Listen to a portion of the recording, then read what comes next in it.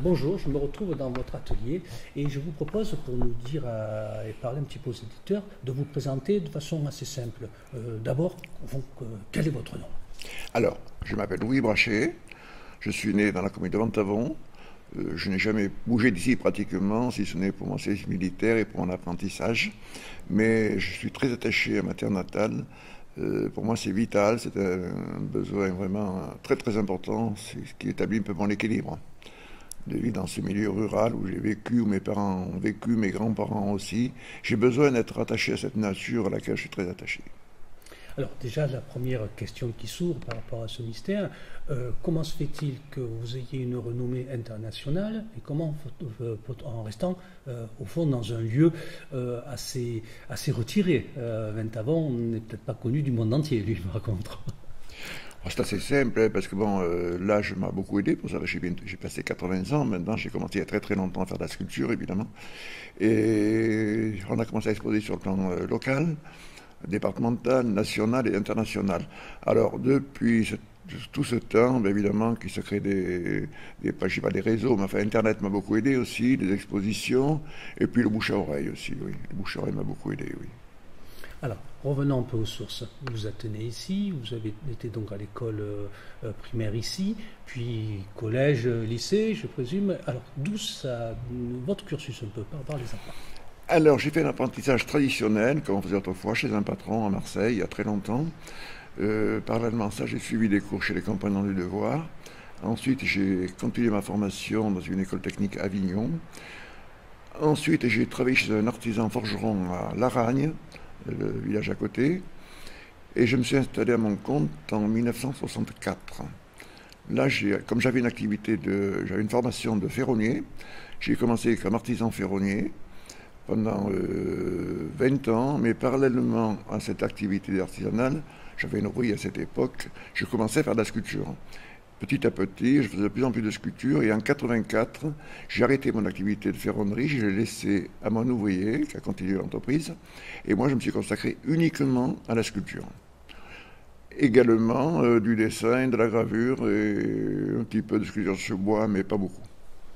Alors, justement, cette passation-là, comment vous expliquez-vous, et avez-vous une explication, parce qu'a priori, peut-être qu'il n'y en a pas besoin, il vous la chercher, ce goût, ce chemin de traverse, parce que de partir d'une grille ou d'une porte en fer à une autre expression avec le même matériel, comment ça se passe? Comment c'est venu? Alors, il faut savoir que dans la ferronnerie, il y a toujours une part artistique à développer, parce que le client laisse souvent libre choix pour faire des grilles, des rampes, etc., des portails. On lui propose des projets. Et à ce moment-là, on peut développer un petit peu le côté artistique ou créatif qu'on a en soi. C'est ce que j'ai fait. Et petit à petit, j'ai commencé à faire des sculptures. J'avais très envie de faire des sculptures. Et tout est parti de là, une sculpture, une modeste, après un peu plus importante, et puis des sculptures monumentales après. Alors, ce jet en vie, ça a commencé comment? Vous vous souvenez de votre première, disons, travail de fer sur lequel vous vous êtes dit, au fond, c'est peut-être de l'art. Ça se dit peut-être pas comme ça, mais alors expliquez-nous un petit peu. Alors j'ai un souvenir très précis et très amusant aussi, parce que la première sculpture que j'ai réalisée, c'était au début des années 60. J'étais très fier de ça, évidemment. J'ai montré ça à mon père, qui était totalement novice en sculpture, évidemment, mais qui avait une sensibilité importante. Je lui ai montré cette sculpture tout fier, et lui la regarde attentivement, comme un professionnel. Il me dit, elle est très allégorique. Alors c'est un mot que je ne connaissais pas, évidemment, lui était plus calé que moi, malgré son modeste certificat d'études. J'ai regardé ce dictionnaire, ce que voulait dire allégorique, j'ai compris, et ça m'a aidé, je ne dis pas que ça m'a aidé, mais ça m'a surpris, ça m'a fait plaisir, et voilà, c'est la première sculpture que j'ai réalisée. Et ensuite, j'ai continué. Le feu aux poudres. Voilà, exactement, exactement. Et j'avais très envie d'en faire, puis c'est parti comme ça, quoi. D'ailleurs, hein, j'étais encore artisan, j'avais réalisé un projet important à Toulon. C'était le mémorial de la déportation et de l'internement, un projet qui m'a demandé plus d'un an de travail. Et j'avais été très heureux de faire ça, parce que le thème de la déportation collait très bien à ma sensibilité. Je voulais développer ce thème, et ça s'était très bien passé. Alors, on commence à rentrer un petit peu dans un petit peu le plus profond. Quelle impression, ça a été un risque de présenter votre œuvre à votre père? n'ai pas compris la question. Alors, on est enfant. On a un père, c'est toujours quelque part une image plus ou moins fantasmée, plus ou moins réelle, même s'il est très tendre, ça, à la limite, vous nous direz. On va présenter quelque chose qui vient de nous, qui vient toucher quelque chose qui est merveilleux. Comment ça se passe à ce moment-là? Eh bien, j'avais quand même une grande admiration pour mon père, comme beaucoup de jeunes à l'époque. La société n'est pas cloisonnée comme maintenant. Les anciens représentaient quelque chose d'important pour nous. C'était le modèle, c'était un petit peu la référence. Parce qu'on comptait sur, on s'appuyait sur, c'était la sécurité. Donc, mon père, pour moi, c'était pas une référence. Même s'il était novice en sculpture, c'était une référence. Voilà. Et j'ai taché beaucoup d'importance dans son jugement. Et je pense que secrètement, il était fier de ça. Important dans cette période où on se pose des questions, où il y a toujours quel avenir, quelle référence par rapport aux enfants. Moi qui viens du monde des enfants, je sais que ça, c'est quelque chose de très très important, de très très fondateur pour quelqu'un. Donc au fond, un peu une chance d'avoir été accueilli. Exactement, oui, bien sûr, comme je disais tout à l'heure, le père c'était la référence, c'était la sécurité pour nous. Et du côté de la maman? La maman, elle avait notre rôle dans la maison à cette époque-là. Du moins chez nous. La maman, c'était, comment je pourrais dire, la tendresse, c'était l'effacement, c'était la gentillesse, le dévouement, voilà. Et je pense que beaucoup de femmes à cette époque-là jouaient ce rôle dans les maisons.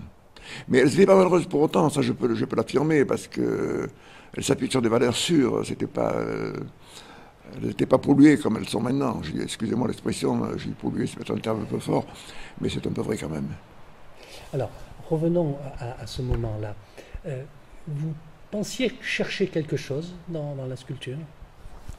C'était un besoin vital pour moi, surtout que je voulais développer des thèmes engagés. J'avais besoin de transmettre, parce qu'il faut savoir que l'art, c'est quand même un moyen de communication. Quand on fait une œuvre d'art, surtout si elle est engagée, on va laisser une trace. C'est-à-dire qu'on a été touché par un événement, touché par un événement, oui évidemment, la guerre, la pression, la faim, la violence, etc. Si on arrive à le traduire dans une sculpture, on laisse une trace. Cette trace, pour les autres, ça touchera toujours quelqu'un. C'est très important.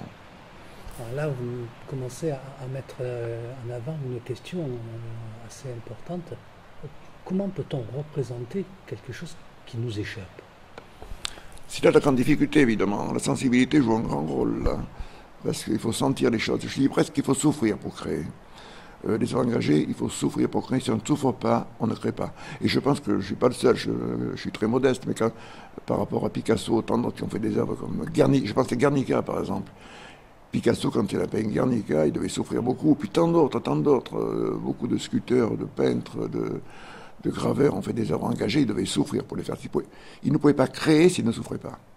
Dans la littérature, c'est pareil. Quand on lit des grands poèmes de Victor Hugo ou de tant d'autres, de Boris Vian ou d'autres, ils ont écrit des mots qui sont sublimes parce qu'ils souffraient. Ils souffraient de voir la misère des autres, de voir la souffrance du monde. Est-ce que c'est pas de participer à continuer la souffrance dans ces cas-là? Non, je pense pas du tout. Non, pas, à mon avis, pas du tout, parce que, au contraire, c'est un cri de révolte contre la souffrance, plus qu'autre chose pour moi. Alors comment expliquer? Alors bien souvent, la souffrance a un visage, je vais le dire naïvement, laide. Alors comment à un moment donné représenter la souffrance ou en parler? Voilà, en gros, faut-il faire quelque chose de beau, mais que les gens vont voir que du beau? Ou est-ce qu'on essaye d'être dans la laideur? Ce qui arrive quelquefois sur certaines œuvres et qui du coup repousse les gens qui les rencontrent. Ça peut être le but de repousser les gens aussi, parce que c'est le but aussi, parce que comme je disais tout à l'heure, c'est un message, c'est quelque chose de... quand je pense au petit enfant qui tend la main, qu'on verra tout à l'heure peut-être, j'ai vu des gens pleurer devant cette sculpture. Et pour moi, là, le but est atteint. J'ai vu des gens qui ne voulaient pas la voir même. Je me souviens quand j'ai fait le mémoire de la déportation dans le Var, il était en cours de réalisation, il y avait encore beaucoup d'anciens déportés à cette époque-là, et un jour, la sculpture était presque terminée. Il est monté une dame qui a été rescapée de Buchenwald. Elle est rentrée dans l'atelier. Quand elle avait la sculpture terminée, elle est sortie en pleurant. Elle a dit: je ne veux plus voir ça. Pour moi, le but était atteint. Étrange. Oui, parce que pour en venir au mémorial, ils m'ont bien expliqué, les anciens déportés qui voulaient faire ça. C'était pas pour eux qu'ils le faisaient. C'était pas pour eux qui voulaient laisser une trace. C'était pour les jeunes qui venaient, pour les générations futures, qui voient les drames qu'il y a eu par le passé. Alors on en vient à ce mot de mémorial qu'on retrouvera dans le cours de notre discussion. Le mémorial, ça serait de rendre vivant à un moment donné? Il faut essayer C'est très difficile, évidemment. On ne peut jamais donner l'image exacte de la souffrance qu'ont vécu certaines personnes. Je pense au Christ crucifié, par exemple. Comment peut-on traduire vraiment la réalité de ce qui s'est passé, la souffrance qu'ont vécu ces gens-là? Je pense aux déportés, je pense au Christ, évidemment, qui roulait sur la croix, c'est pareil. C'est le même parcours, c'est le même terrible message qu'ils nous ont laissé, cette souffrance. Une charge énorme pour un artiste. Ça fait souffrir, comme je disais tout à l'heure, ça fait souffrir. Il faut souffrir pour le faire, ça. Il faut souffrir. Mais c'est notre devoir de le faire, de le transmettre, de laisser une trace. Non pas pour nous qui l'avons créé, mais pour ceux qui viennent derrière. Alors, pour éclairer un peu nos auditeurs, vous venez de parler du Christ, vous venez de parler de la souffrance. Est-ce que vous pourriez dire que dans cet engagement qui est le vôtre, vous seriez engagé dans le religieux? En vieillissant, je penche un peu à ce côté-là, oui, évidemment. Je penche un peu à ce côté-là, c'est normal. Quand on arrive à la finitude, enfin, quand on approche la finitude, qu'on prend conscience que la vie se raccourcit de plus en plus, le temps devient plus précieux, on ne veut pas le gaspiller, on se rapproche de cette réalité spirituelle et divine, oui. Oui, mais à l'époque où vous étiez à Toulon, vous n'étiez pas dans ce questionnement-là. Pas spécialement, non. J'avais la foi, évidemment, mais je survolais un petit peu ça. En vieillissant, évidemment, qu'on se rapproche de ce côté-là, oui. Côté religieux. Alors, la foi et l'art, compatibles? Très compatibles, évidemment. Quand on voit tout ce que nous ont laissé nos anciens, les artistes, je pense, je ne suis pas une foule d'artistes qui ont laissé des œuvres merveilleuses dans le domaine de l'art sacré. C'est merveilleux, bien sûr, ça va avec, ça va de pair.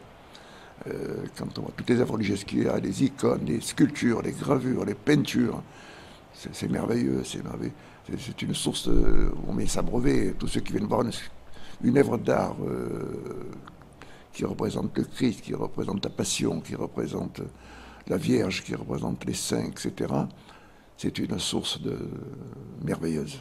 Le paradoxe est, vous parlez de souffrance, exprimer la souffrance, être en empathie avec la souffrance pour que votre œuvre puisse faire rejaillir ou ressortir ce côté immatériel, émotionnel. Mais où est le soulagement? Où est la paix dans ce cas-là?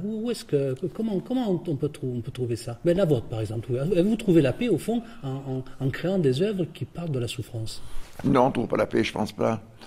C'est pas le but recherché, finalement. Quand on est conscient de la souffrance, on ne peut pas trouver la paix, c'est pas possible. En fait, c'est mon point de vue, c'est mon point de vue personnel, peut-être je me trompe, mais on ne peut pas trouver la paix. Par contre, ceux qui viennent en voir, ma foi, c'est à eux de voir. Hein.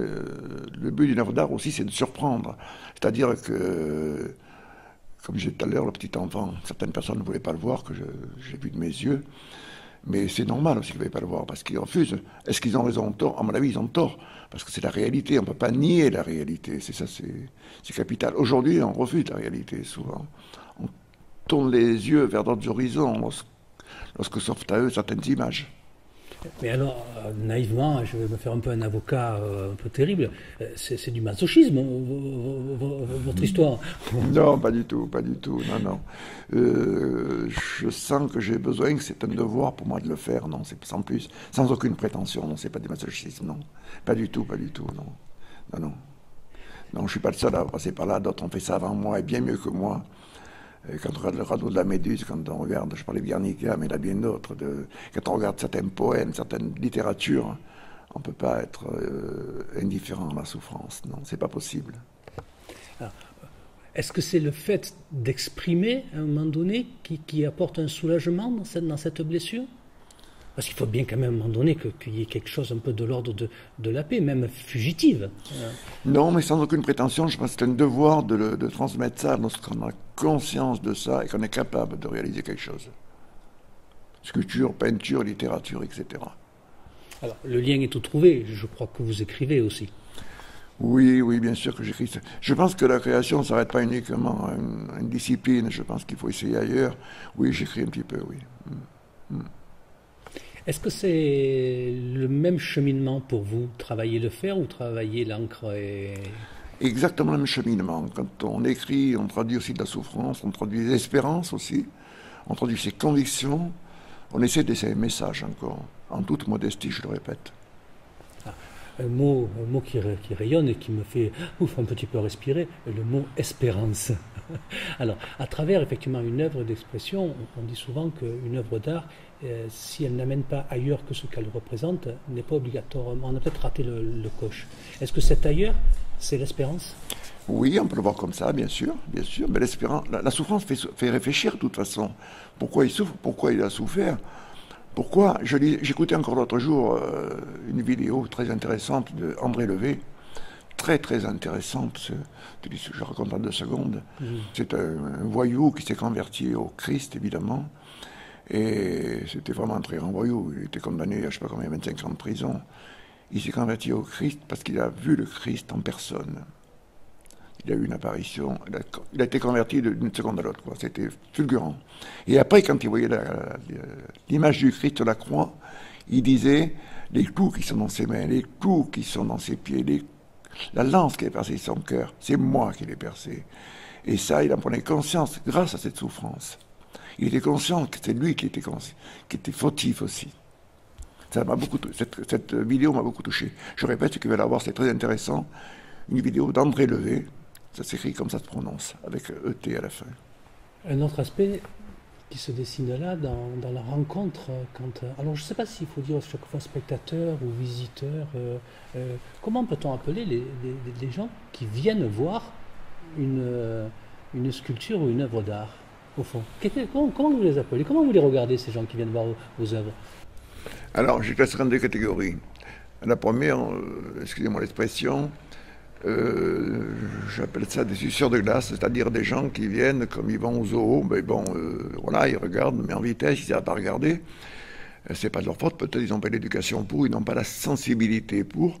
Et il y a par contre, il y a d'autres gens qui viennent, d'autres personnes, d'autres visiteurs, qui viennent, alors ils sont très attentifs, ils savent regarder, il faut savoir regarder. Le drame aujourd'hui, c'est qu'on ne sait pas regarder, on ne veut pas percer les mystères, on veut comprendre tout de suite et vite, et si on ne comprend pas, bon, c'est négatif pour eux. Alors ces gens-là, ils posent des questions très intéressantes et on a des dialogues très importants, des échanges très très intéressants. Ah ben je vais jouer ce rôle-là. Je ne sais pas si je serai un suceur de glace ou quelqu'un qui regarde, mais vous allez me guider. Voilà. Nous retrouvons là, cette interview se passe dans l'atelier de Louis Brachet. Je suis entouré d'un grand nombre de sculptures, et y compris ces outils. Voilà, des bouteilles de cétylène, des chalumeaux, une forge, au cœur même de l'atelier. Alors, je vais vous laisser me faire visiter. Alors, par qui me présentez-vous en premier? Le lieu de travail déjà. Le lieu de travail, je travaille avec des moyens très modestes, comme on travaillait il y a très longtemps autrefois. Je travaille comme on m'a appris quand j'étais apprenti, évidemment. Une méthode qui n'était pas nigote du tout, que j'ai beaucoup appréciée, que j'exploite toujours d'ailleurs. Le matériel que j'ai est très ancien. La perceuse a plus de 100 ans passé. Mais bon, ça me convient très bien. J'aime bien travailler dans ces conditions-là. Je n'ai pas besoin de matériel ultra moderne. Machine numérique, ça ne m'intéresse pas, j'en ai pas besoin.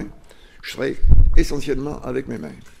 Voilà, alors les premières sculptures que j'ai réalisées sont très anciennes. On peut commencer par le petit qui tend la main. Cette sculpture a été réalisée dans les années 70. C'était après la guerre du Biafra qui avait fait plus d'1 million de morts, une guerre civile terrible. Et suite à cette guerre, il y avait beaucoup d'enfants qui étaient mourants, qui mouraient de faim. On voyait ces images à la télévision. Ces images m'avaient beaucoup touché. Et je voulais reproduire un enfant qui tend la main, un enfant qui va mourir de faim. D'ailleurs, j'avais écrit à ce sujet un petit poème qui est classé par là.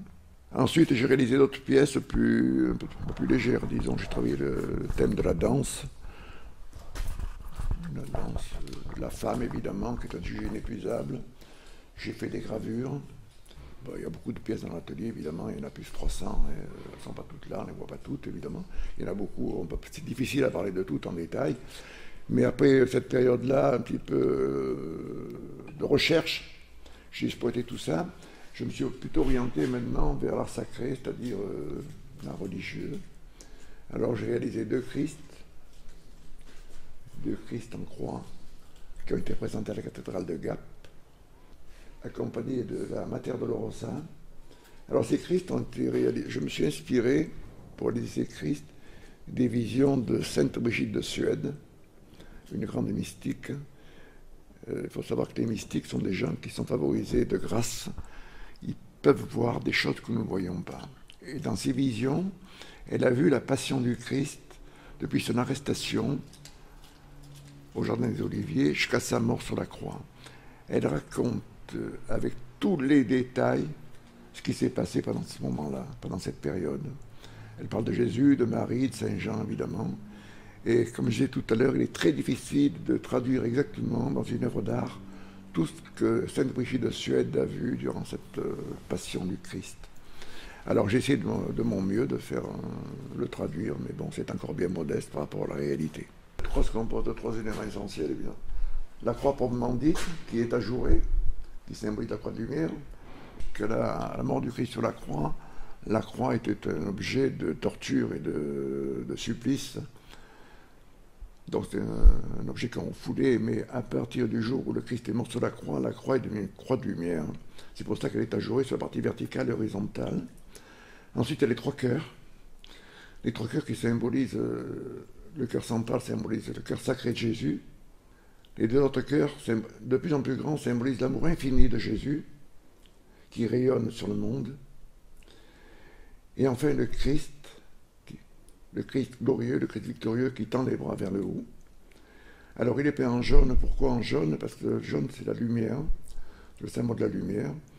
Et d'autre part, dans une œuvre frontale comme celle-ci, il faut qu'il y ait un centre d'intérêt. En l'occurrence, là c'est le Christ. Il faut que le regard soit tiré vers le centre d'intérêt. Là c'est le Christ. Voilà.